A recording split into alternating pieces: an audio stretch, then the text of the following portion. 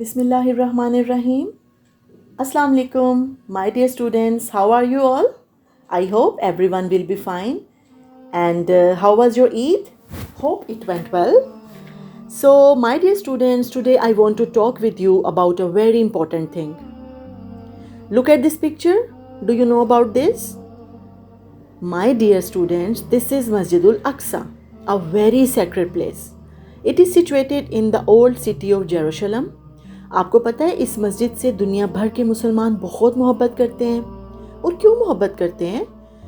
Because Allah himself calls it a blessed place in Quran. In Quran, Allah has said it Baitul Muqaddas. And you know what is the meaning of Muqaddas? मुक़द्दस का मतलब होता है पाक. तो अल्लाह ताला ने खुद फरमा दिया ये कि एक पाक जगह है. आपको पता है इसी जगह हज़रत ईसा अलैहिस्सलाम दज्जाल का कत्ल करेंगे जो कुर्बे क़यामत में पूरी दुनिया में फितना फैला रहा होगा. तो उसका खात्मा इसी जगह पे होगा. So this is very important place. And one thing you know, this was the first qibla of Muslims. In the beginning मुसलमान बैतुल मुक़द्दस की तरफ ही मुँह करके नमाज़ पढ़ते थे.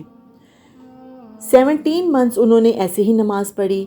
फिर अल्लाह ताला के हुक्म से किबला चेंज हो गया और नमाज के दौरान ही आप सल्लल्लाहु अलैहि वसल्लम को हुक्म आ गया कि आप अपना मुंह बैतुल मुक़द्दस से खाना काबा की तरफ मोड़ लें.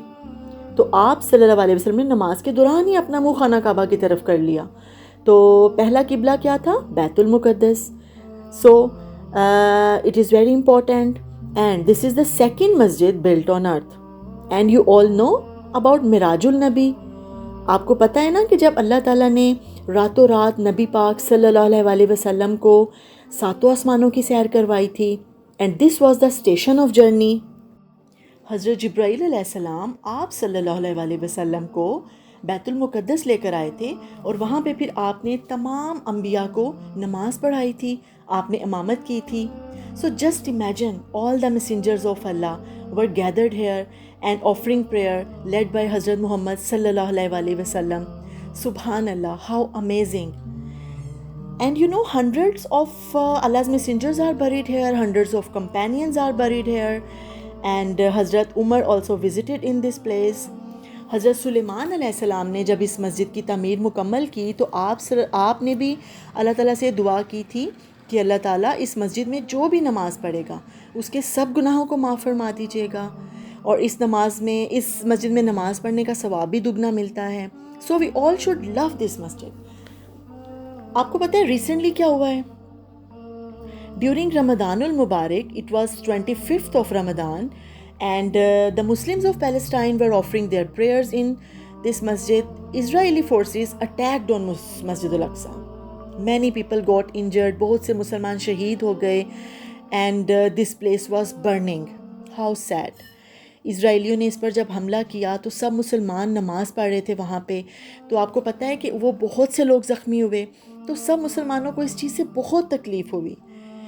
Jews did an inhuman and shameless act. It is a great sin which they committed. So my little students, what you all should do?